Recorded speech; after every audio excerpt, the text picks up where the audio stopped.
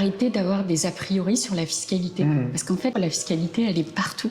Moi, tout ce que j'aime pas faire, tout ce que je sais pas faire, tout est externalisé, sous-traité, délégué. Un avocat a une manière de rédiger qui n'est pas du tout appropriée à YouTube. Des gens qui sont partout, en France, même à l'étranger, voilà. Donc elles vont prendre un rendez-vous, juste en ayant vu mes vidéos.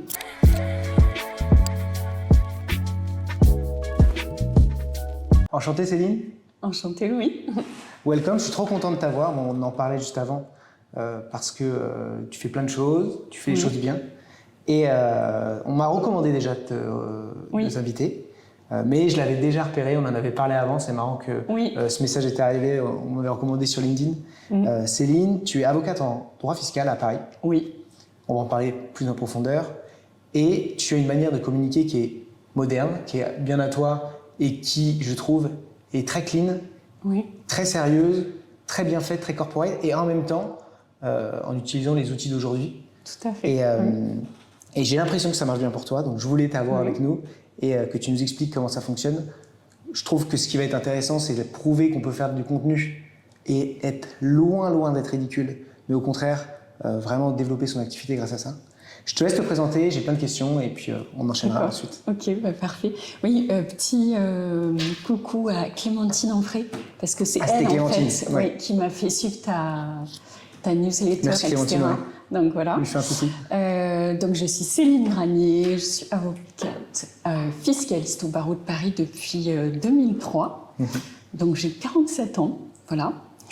Et j'exerce, en fait j'ai créé mon cabinet en 2011, voilà, dans un contexte où on va dire je surfais sur les crédits d'impôt recherche, etc. Donc pendant un certain temps, la communication, etc. C'était pas mon truc, hein, voilà, comme beaucoup d'avocats.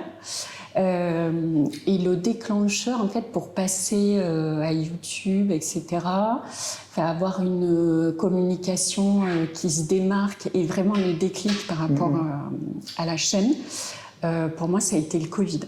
Ça a été 2020. Voilà.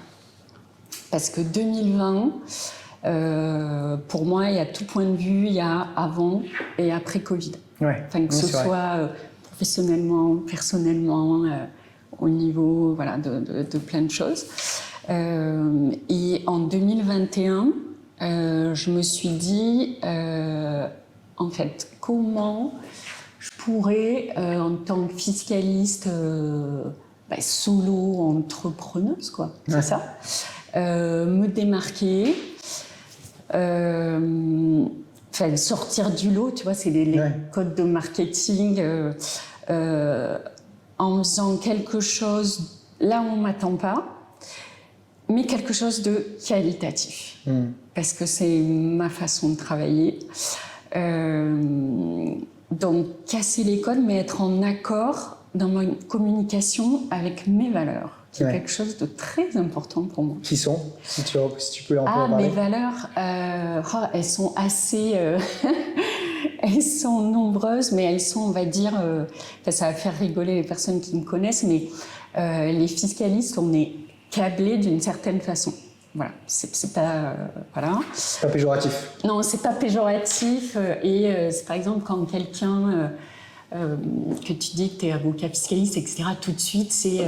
on est dans les clichés, quoi. Soit tu adores l'argent, voilà. Soit t'aides les riches à avoir encore plus d'argent, ou que des trucs comme ça. Et non, en fait, on peut pratiquer. Il n'y a pas que ceux qui sont dans une tour à la Défense. On peut faire ce qu'on aime en fiscalité, de la façon dont on aime, et en étant avec ses valeurs, c'est-à-dire avoir des clients qui sont tous sympas. Ils sont pas tous sympas. Après, il faut apprendre à cadrer, quoi.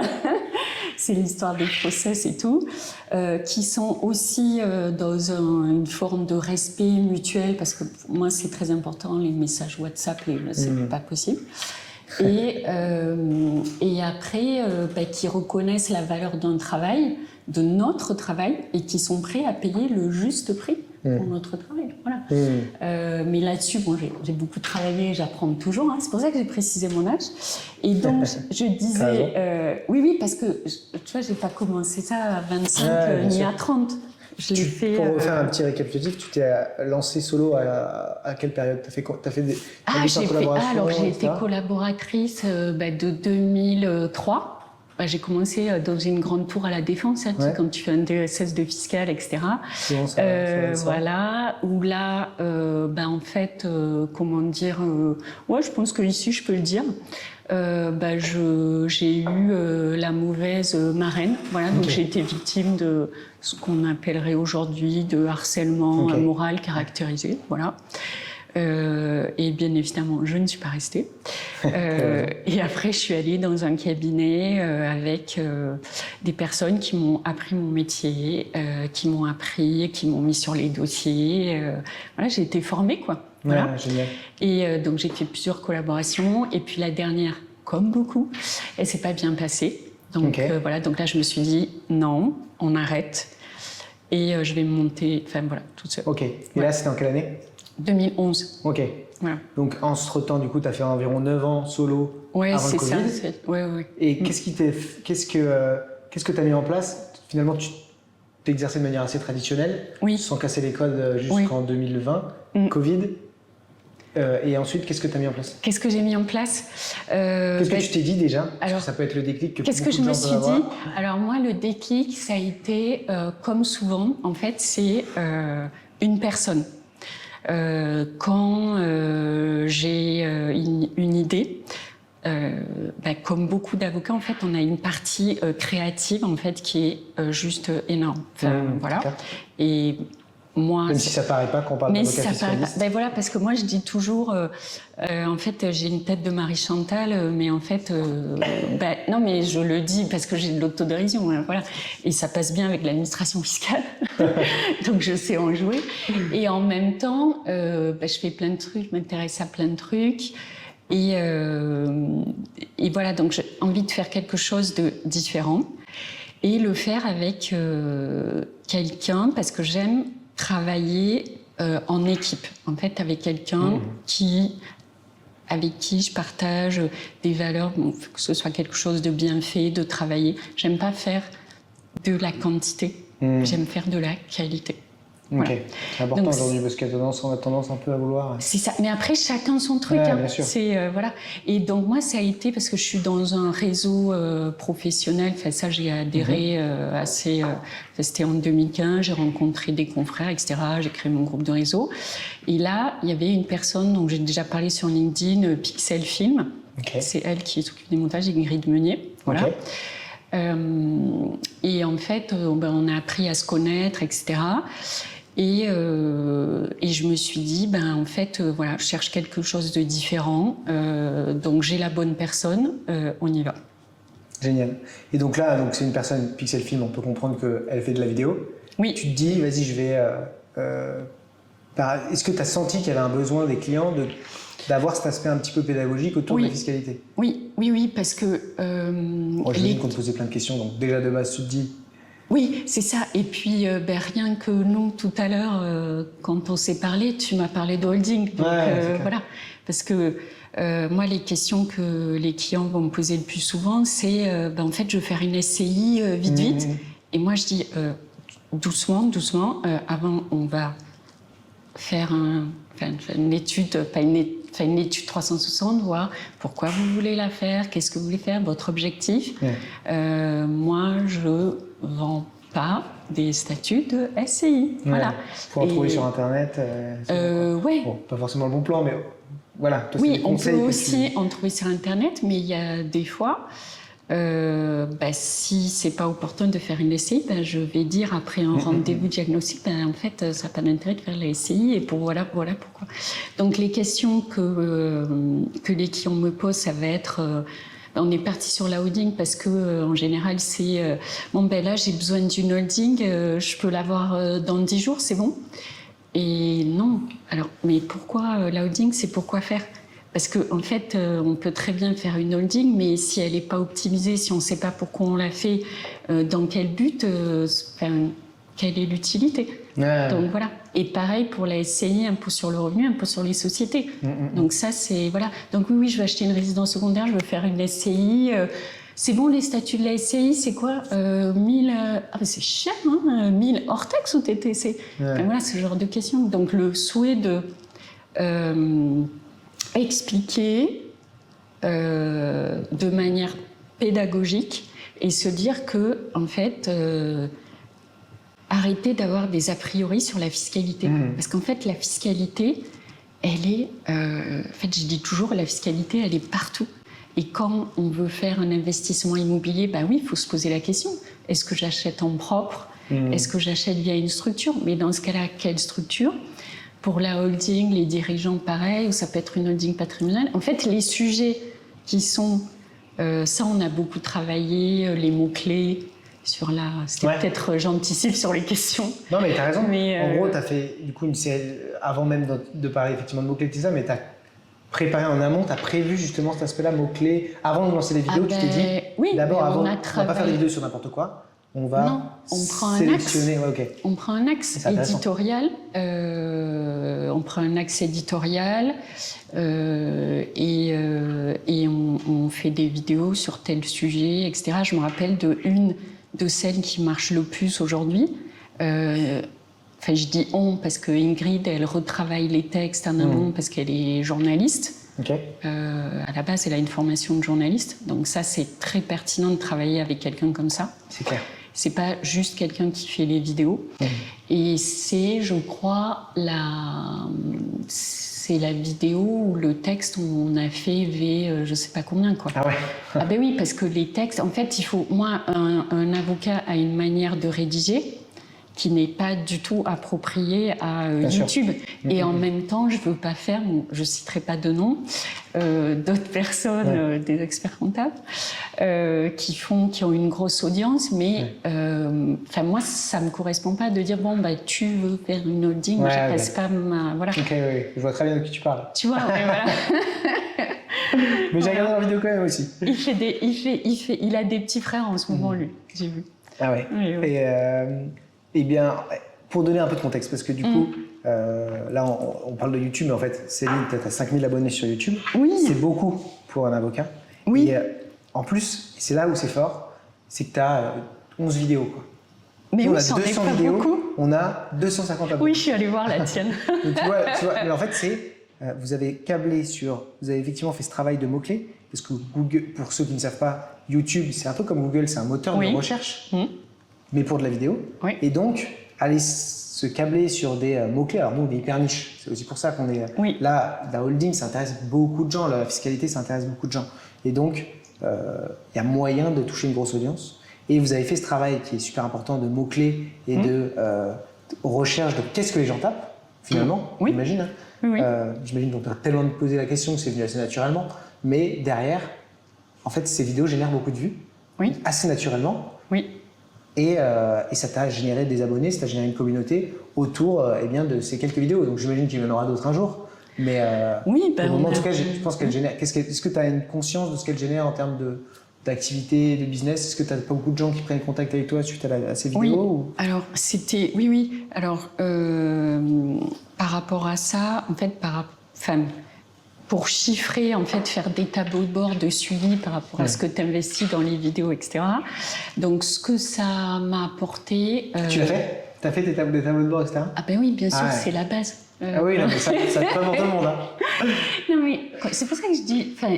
Moi, j'apprends petit à petit et les tableaux de bord, en plus, comme j'adore suivre des process parce que c'est tellement confortable les process, tu t'éparpilles pas.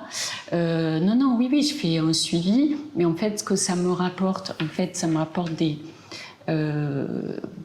prises de rendez-vous en ligne sur mon site, ce qui existe par avocat.fr, voilà.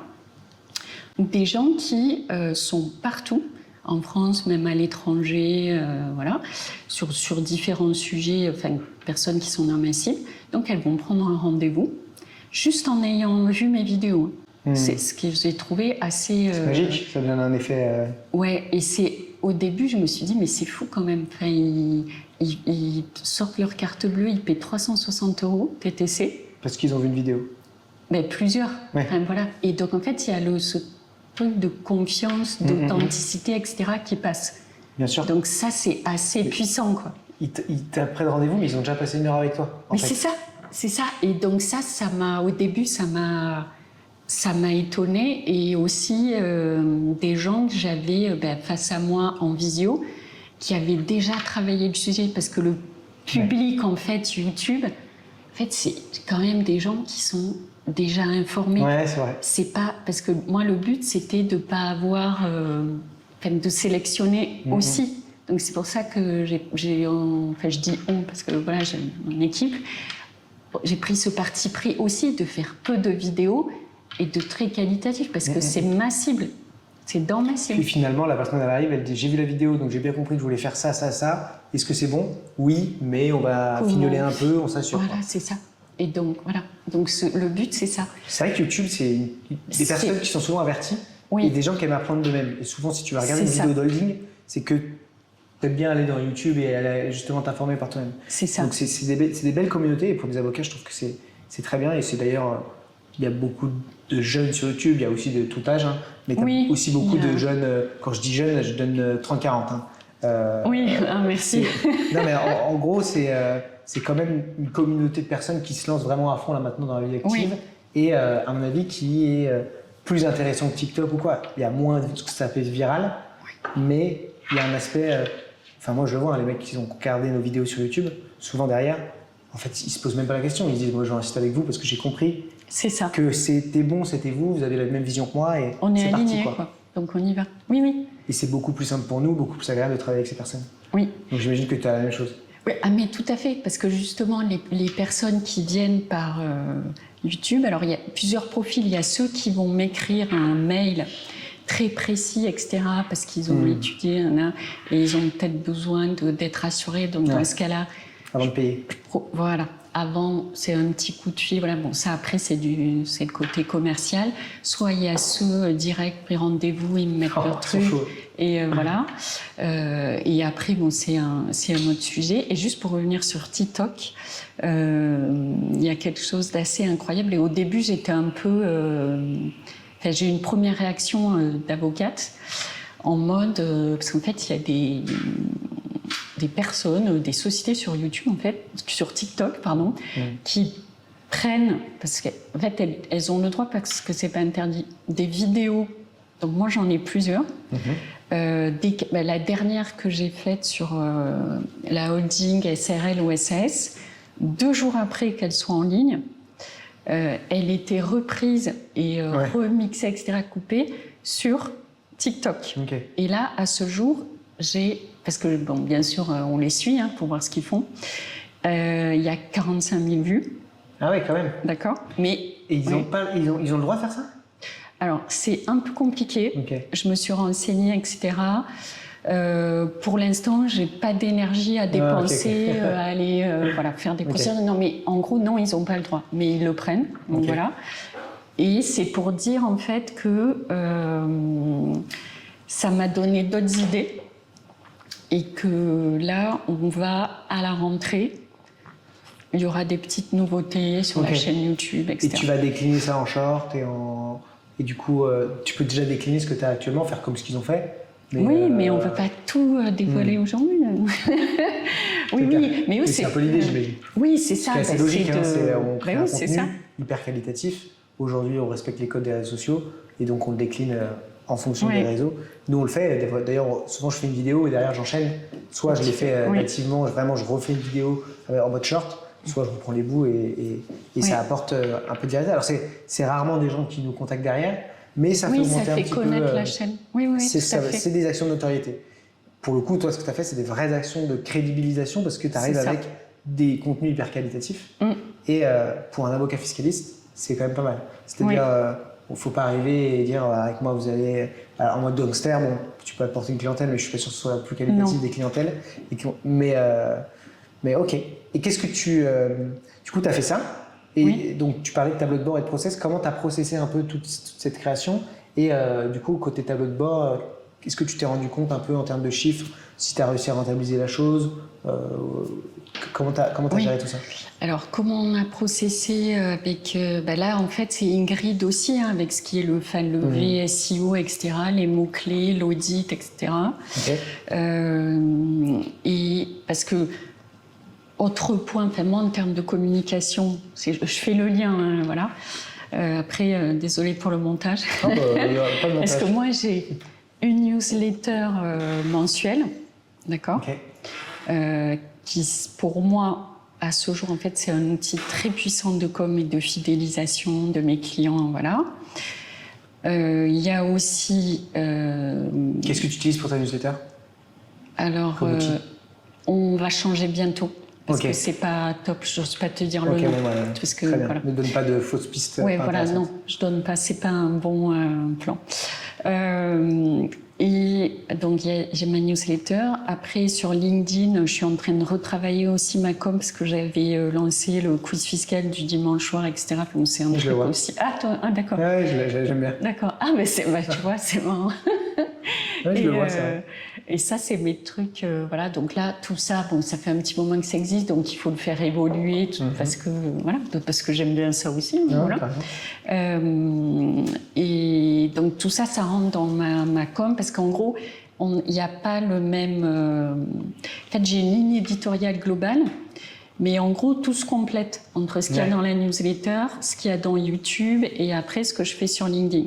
Voilà. Okay. Et après, en termes de tableau de bord, alors là, j'ai pas les chiffres en tête, mais en gros, bon, c'est sûr que tout ce que j'ai investi en termes de vidéos, etc., c'est largement amorti, rentabilisé. Voilà.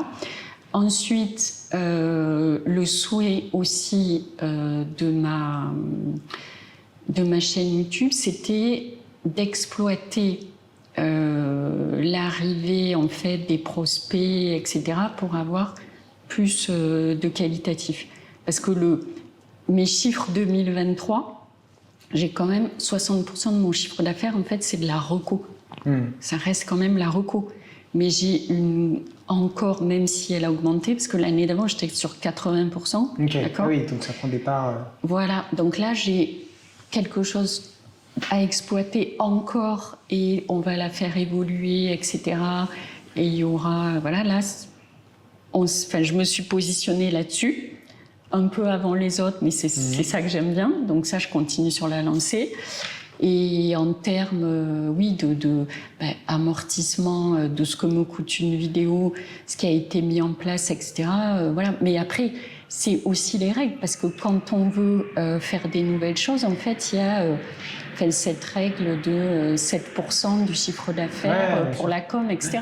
Donc il faut investir. Il faut respecter en plus. Oui, voilà. Mais si on n'investit pas, voilà. Et du coup, tu as un bon petit... en tant que bon fiscaliste, c'est bien, mais des fois, les coordonnées sont les plus mal chaussées, donc c'est pas toujours le cas. Mais du coup, tu investis, tu sais, toi, ton budget com, début d'année, et tu... Oui, alors moi, en fait, je fonctionne par chantier. Ouais. J'avais, là, par exemple, j'ai refait... alors, c'était en quelle année ? Parce qu'en ce moment, j'ai un peu des problèmes de date. J'ai refait mon site internet qui datait de 2015, d'accord ? Qui était assez vieillot, etc. On l'a refait en 2022. Ouais. Je crois que c'est ça. Enfin, je te regarde comme si c'était toi qui l'avais fait, mais voilà. Voilà. 2022. Non, 2022, je me suis fait coacher. Bon, je vais y arriver. Non, 2021, j'ai lancé la chaîne YouTube. Voilà, je retrouve mes petits. 2020, Covid. 2021, la chaîne YouTube, etc. 2022, je me suis fait coacher sur gestion du temps, les process, etc. J'ai commencé. 2023, en fait, c'est mes budgets que j'alloue chaque année, d'accord ? 2023, on a refait le site internet. Alors après, heureux hasard, mais c'est pas vraiment un hasard, avec la personne qui était aux manettes, on va dire, dans la technique, qui avait fait mon site à l'origine. Voilà. Donc ça, c'était 2023. Et 2024, là, je vais recommencer un coaching sur retravailler des offres, etc., avec la même personne avec laquelle j'avais travaillé en 2022. Pour packager un peu voilà. ce que tu proposes. C'est ça. Et pour parler de site internet, parce que toi, pour le coup, oui. Je suis allé, alors j'ai mis ton domaine sur SEMrush, qui est un outil pour refaire des recherches de mots-clés, pour faire du référencement naturel. Et tu es super bien positionné. En plus, pour une avocate seule, c'est pas facile parce que tu n'as pas le budget d'un gros cabinet. Pour autant, tu es, si je crois, 7e sur Paris, avocat fiscaliste Paris, donc hyper concurrentiel, sachant que dans les premiers, tu as toujours 2-3 annuaires. Donc en fait, tu es dans les 2-3 premiers. C'est. Et pareil sur d'autres requêtes bien concurrentielles, donc tu t'es fait accompagner, j'imagine, pour ça. Est-ce que c'est pareil, tu vois beaucoup de monde qui tombe sur ton site, qui te contacte derrière, etc. Ça t'apporte de la clientèle? Oui. Ah ben là aussi, c'était le travail de refonte du site. Et après, on fait des points trimestriels avec des chiffres. Donc, c'est pour ma ligne éditoriale, etc. Oui, donc ça, c'est travaillé. Mais moi, de toute façon, ma manière de fonctionner, elle est assez simple. Et ce qui me correspond tout à fait, c'est qu'en fait, j'ai des idées, mais je ne sais pas faire. Enfin, je n'ai pas la technique, etc. Et t'as pas le temps en plus, j'imagine. Oui, je n'ai pas le temps, mais ça m'intéresse, mais je n'ai pas le temps d'apprendre. Et en fait, j'ai besoin de trouver la bonne personne avec qui je sais que ça va bien se passer, avec qui on va bien travailler. Et une fois que j'ai trouvé la bonne personne, j'y vais. Voilà. Ouais, et puis tu arrives à déléguer, quoi. C'est des choses que tu n'as pas forcément. Enfin, tu n'as pas le temps, même si ça t'intéresse, de faire, et tu prends ce pli de déléguer, ce que beaucoup de gens ne font pas. Et je trouve que j'en parlais avec une journaliste qui travaille avec les notaires, on lui fera un coucou, mais qui me disait les notaires veulent toujours apprendre et faire par eux-mêmes plutôt que payer quelqu'un. Et c'est quelque chose que je retrouve beaucoup chez les avocats. J'ai envie d'apprendre à faire un site internet, mais j'ai pas envie qu'on me le fasse parce que comme ça je vais avoir la main dessus. Alors, en fait, laisse tomber. Mais là, en fait, après, chez les avocats, il y a aussi un autre sujet, c'est qu'il y en a qui ont quand même des gros problèmes de trésorerie. Hein. Donc, ils sont obligés de faire par eux-mêmes. Bien sûr, c'est ce qui est derrière un petit peu, en fait. Voilà. Donc, c'est... D'ailleurs, un avocat qui n'a pas de trésor pour un site internet, je ne lui dis pas de faire un site internet. Je peux lui dire d'apprendre s'il a le temps de le faire, mais... C'est ça. Mais en règle générale, quand il a la trésor, je lui dis, mais qu'est-ce que vous allez perdre votre temps? Vous allez passer des heures et des heures facturer à fond du client et aller donner. Et faites-vous accompagner. Assurez-vous, par contre, d'avoir la main dessus et de pouvoir le gérer. Ça, c'est important, pour le coup. Et donc, vidéo YouTube, newsletter, LinkedIn, tout ça se regroupe un petit peu. Du coup, je trouve que ça fait une communication qui est très claire. Newsletter, ça te permet de crédibiliser et de continuer à garder un lien avec tes clients. Tu leur envoies, j'imagine, une veille juridique. Tous les mois, c'est ça. Oui, tous les mois, en fait. Ce que je dois faire peu de fiscalistes, même si ça doit arriver quand même. Après, alors c'est vrai qu'en fiscal... Oui, c'est vrai, il n'y en a pas beaucoup. Après, sinon, il y a les cabinets plus structurés. Oui, ils ont une newsletter, quoi. Oui. Et donc, tu as cet aspect-là, donc crédibilisation, fidélisation de la clientèle, qui doivent de temps en temps revenir. Sachant que tu disais 60-40, 40 d'acquisition de clients, 62. Enfin, c'est pas étonnant parce que tu as déjà pas mal d'années d'exercice, donc une clientèle qui revient. Mais le fait que ça grappille des parts, c'est plutôt l'inverse, normalement. On commence avec une grosse acquisition de clients et derrière, ça grappille sur de la récurrence, et là c'est l'inverse, donc c'est une bonne chose. Je me demandais du coup, donc après YouTube, etc., donc tu as une belle clientèle qui se développe et qui s'est développée avec le temps. Est-ce que tu comptes déléguer? T'as décidé, tu veux rester seul? Ou c'est... Non, alors ça c'est une bonne question parce que j'ai... En fait, oui, je sous-traite, en fait, je n'ai pas de collaborateurs. Comme avec un contrat de collaboration, etc. Moi, ma manière de fonctionner, en fait, c'est que je fonctionne avec des freelances, une assistante que j'ai depuis un moment, et là, en fait, on va passer à l'étape supérieure où elle va, à distance, elle fonctionne, donc on va être sur une demi-journée, voire une journée par semaine, d'accord ?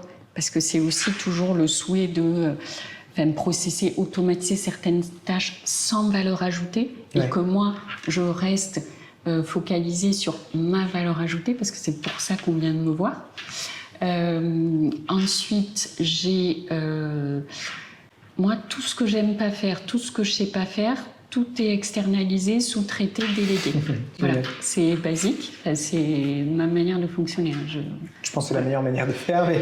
Oui, mais il y en a qui n'ont pas passé le cap parce que je ne sais pas pourquoi. Après, chacun fonctionne comme il veut. Ensuite, j'ai Pardon ? Des histoires de trésorerie, je pense. Ouais, peut-être. Ou après, le fait de vouloir contrôler, parce qu'il faut aussi trouver les bonnes personnes. Parce que c'est pour ça que j'ai pas de collaborateurs. Voilà. Et après, j'ai une juriste qui travaille avec moi aussi. Enfin, je dis juriste, fiscaliste, parce qu'elle n'est pas collaboratrice, mais voilà. Où on fonctionne à distance. Et par exemple, ça fonctionne super bien pendant la période des déclarations d'impôts. Déclarations d'impôts édifiées, etc. Donc voilà. Cette année, c'était une année exceptionnelle. Parce que les clients, en fait, ils ont compris le message. Et quand il y a un IFI un peu sur la fortune immobilière un peu compliqué, on va avoir un spécialiste, enfin un expert. On ne fait pas ça tout seul parce qu'après, il y a le risque de contrôle fiscal, etc. Donc oui, j'ai cette personne-là. Et après, j'ai un standard externalisé. J'ai différentes choses. Et moi, toujours le même principe, que je trouve la bonne personne. Voilà. Donc des fois... Et c'est quand même une attention de ta part de rester seule et d'avoir... t'arrives à avoir du temps pour toi et de te garder du temps pour toi. Oui, alors... À ce jour, là, je suis en grosse augmentation d'activité. Ok. Tu dors moins. Oui. Alors après, c'est aussi pour des raisons personnelles. Parce que quand on a un enfant qu'on décide d'avoir à 40 ans, tu vois, quand j'ai un petit bonhomme qui a 6 ans. Donc là, on rentre en CP en septembre. Donc ça prend du temps, mais voilà, c'est un choix aussi. Donc c'est normal. Voilà. Et oui, après je fais de la danse contemporaine, je fais plein de choses, mais bon là en ce moment c'est pour ça que j'ai besoin de passer un niveau au-dessus parce que j'ai un gros afflux, voilà. Ok, bon, très bien. Et qu'est-ce que... Bon, faut pas trop nous spoiler, mais tu prépares des choses, mais qu'est-ce qu'on te souhaite? Vers où tu veux aller? Est-ce que tu as quand même... finalement, c'est quoi? C'est essayer de processer un maximum encore? Oui. En fait, ce que je veux vraiment, ce que je visualise vraiment, c'est... parce qu'il y a aussi l'intelligence artificielle. Donc voilà. Que j'utilise. Alors que je commence à utiliser et je vais avec... Là, on est en train de commencer à travailler ensemble. Je ne sais pas si tu nous as suivis sur LinkedIn avec des consoeurs, des avocates fiscalistes, un peu comme moi. On est câblés pareil. Voilà, donc il va vous allez préparer des choses autour de l'intelligence artificielle? Il va se passer des choses, voilà. Bon, on se fait le teasing. Tu es sur LinkedIn? Et en fait, oui, il y a, parce qu'il faut aussi intégrer l'intelligence artificielle dans notre métier. Hein, on peut pas... Mais en même temps, donc ce que je souhaite, moi, on va dire, c'est pour 2025, rester, parce que oui, c'est moi qu'on vient voir, c'est un rendez-vous pour un diagnostic fiscal avec une avocate fiscaliste qu'ils ont vu sur YouTube. Et pour garder la valeur ajoutée, je veux dire, ce que j'appelle le truc en plus du fiscaliste, un rendez-vous 2 heures parce qu'on va faire il y a un sujet patrimonial. Enfin, moi, je fais de plus en plus de patrimonial. Donc ça, c'est pour me libérer du temps pour que moi, je sois disponible. Voilà. Donc ça, c'est vraiment mon souhait. Et après, moi, je crois beaucoup à l'interprofessionnalité. D'accord ? Parce que moi, je travaille avec d'autres confrères. Ça, c'est quand on est avocat, tout le monde dit c'est normal. Avec des conseillers en gestion de patrimoine, mais avec lesquels je partage les mêmes valeurs. Ça revient tout le temps chez moi. Aussi d'autres fiscalistes, parce que c'est une matière où on a vraiment besoin d'échanger, quoi. Là, rien que l'actualité du moment, voilà. Donc moi, je veux, pour l'instant, m'associer avec un autre avocat fiscaliste. Je ne sais pas, peut-être c'est la bonne personne, mais sinon, c'est construire ma team. C'est comme ça que j'aime bien parler, et je fais le geste. Où chacun a son rôle et dans sa mission, et un peu moi je suis le chef d'orchestre, ou tu veux, on est dans un... Parce que comme je fais de la danse contemporaine, tu vois, on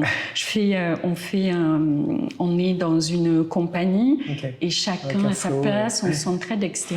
Et voilà.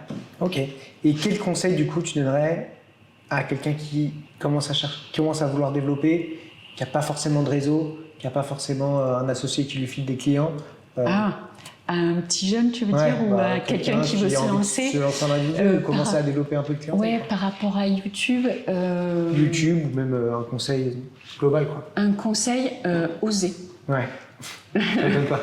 Oser, et surtout, là, on vous dit ah, mais je te verrai pas là, etc. Mais foncez. Et en restant vous-même. Voilà. Ouais. Authenticité. C'est ça. Et oser passer à l'action. C'est ça. Ce qu'il en est. C'est marrant parce que c'est les phrases que moi je dirais la même chose, c'est les phrases que tu sais un peu tous les joueurs de foot, les grandes stars, etc. Mais ils ont raison dans un sens où en fait tu lançais une dynamique en fait. Ben c'est ça, mais en fait c'est exactement, c'est comme moi je me rappelle que fonctionne comme ça, c'est comme le mental d'un sportif. En fait tu te mets en mode sportif, il faut que tu passes à l'action, parce que si tu attends que les gens viennent à toi, il ne va rien se passer. Mais c'est ça le plus dur en fait. Et tu recherches des stagiaires, ce genre de choses? Alors les stagiaires... Savoir s'il y en a qui t'envoient des mots. Alors je reçois... Alors je vais être très directe, puisque c'est le principe. Alors, je reçois beaucoup de demandes de stagiaires. À ce jour, je n'en prends pas. Je n'en prends plus. Parce que le dernier que j'ai pris était une catastrophe. Ça arrive. Après, moi, je suis tout à fait capable de me remettre en question. Si c'est, sinon, j'avancerai pas. Voilà, parce que j'ai quand même de l'humilité et c'est comme ça qu'on apprend. Et donc, on était deux avocates à le faire travailler. Okay. Parce que je me suis dit, là, j'ai besoin de savoir si c'est moi qui ai un problème ou s'il y a un souci. Ouais. Voilà, donc, toutes les deux, on est arrivés au même constat. Et en fait, j'étais un peu traumatisée. Okay. Voilà, donc en fait, peut-être que ça viendra, mais là, j'ai un gros travail à faire. C'est marrant parce que tu délègues plein de choses. Et pourtant, la prod avec un stagiaire, mais bon, ça reviendra. Mais parce que, ce qui est un défaut, mais qui est aussi une qualité, c'est que je fonctionne beaucoup à l'intuition.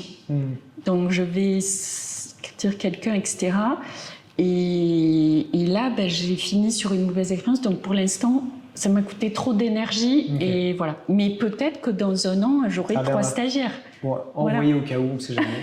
Et puis, si ça passe, parce que des fois, avec un beau message bien ficelé, ça peut faire changer la vie. Et oui. On a eu 2 alternants là, qui ont sonné à la porte et qui sont venus. C'est vrai. Ils ont osé, c'est génial. Ils ont osé, non mais je trouvais ça génial. Et un gars un des 2 qui était derrière, il savait même pas à quelle boîte il sonnait. Et je leur ai dit, vous faites quoi? Et il me fait, je suis développeur full stack, créateur de site internet. Je suis génial. Tombé à pic. Et je lui ai pris son contact, il faut qu'il m'envoie. Ok, génial. Ça se trouve dans 2 mois, je dis que je l'ai pris, donc j'espère. Oui. Bon merci. Céline, t'as un dernier mot à ajouter, un truc? Ça me paraît, on a fait le tour, mais... Non, venez ici parce que en fait, c'est climatisé, donc c'est agréable. Ouais, c'est clair. Où est-ce qu'on me contacte? Sur LinkedIn Oui, LinkedIn, et puis mon site internet, c'est www.granier-avocat.com. Allez, regardez, le site est très bien, simple, efficace, et en plus, surtout très bien référencé, c'est une belle partie du travail en soi. C'est peut-être mieux même que d'avoir un site magnifique, etc. Même si nous, on vend des sites magnifiques. Oui, aussi. Ok, très bien. Merci Céline. Merci Louis.